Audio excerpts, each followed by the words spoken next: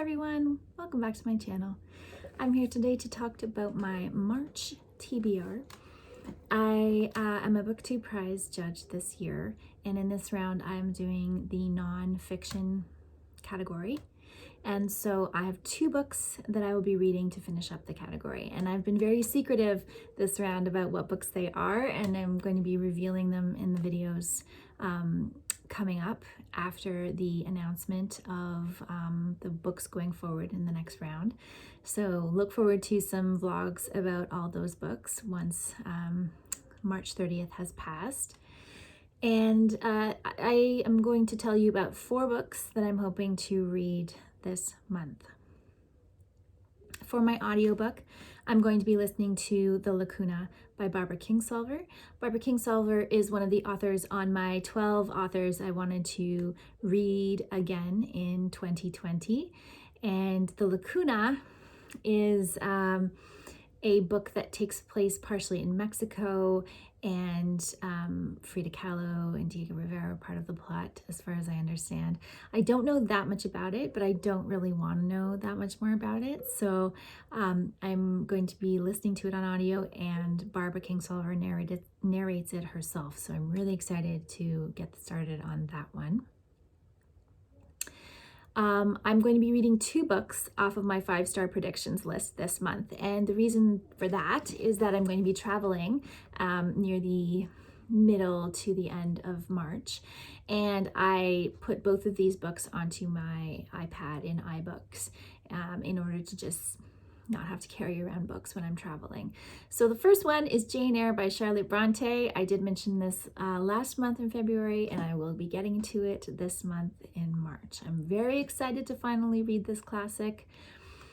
I feel like it's going to set a whole bunch of things on a good equilibrium for me in terms of the fact that there's a lot of more modern classics that are associated with Jane Eyre, that they're kind of Jane Eyre retellings or Jane Eyre inspired or things like that. And I have a lot of those books on my TBR. And so I really want to get Jane Eyre read. I'm hoping I'm going to love it. Hopefully it'll be 5 stars. The other book that was on my 5-star predictions video, and I will link that video in the description box down below in case you didn't see it, was Emily's Quest by L.M. Montgomery. This is the 3rd in the Emily of New Moon trilogy, and I'm really sad to get to the end of Emily's story, but also excited to read about how L.M. Montgomery concluded Emily's life. So the first book is really Emily as a child. The second book is Emily in her teenage years, and I'm hoping that this last one kind of rounds off the end of her teenage years and into her early 20s, and you get to see what she ends up doing with her life. So very excited to revisit that world. And the 4th book is this one, The Snows of Kilimanjaro and Other Stories by Ernest Hemmingway. So I have already read half of this collection of short stories, and I thought because I'm trying to read 12 short story collections this year that I should finish this one. So I will be finishing it up in March, and The Snows of Kilimanjaro right now is my favorite Ernest Hemingway short story. I studied A Clean, Well-Lighted Place in college, and I absolutely loved that story at the time. And then when I reread it in this book, I was like, oh, I didn't really remember what I loved about it so much. But The Snows of Kilimanjaro, on the other hand, I thought was an excellent story. So it's interesting how your tastes change. I think I will reread The Snows of Kilimanjaro just for the pleasure of rereading a story that I really enjoyed. And that is going to be my TBR for March. So it's not very huge in any way, shape, or form.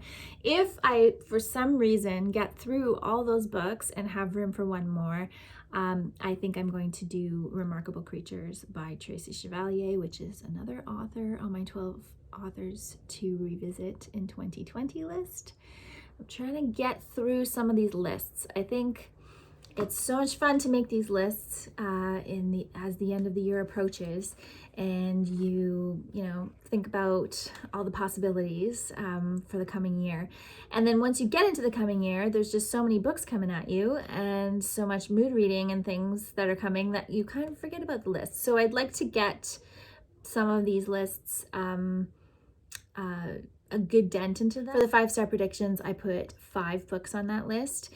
And so if I read 2 this month, I will only have 2 left. So that will be a good thing to conclude for me. So thank you very much for watching, and I will be back again soon with another video. I hope you're having a great day.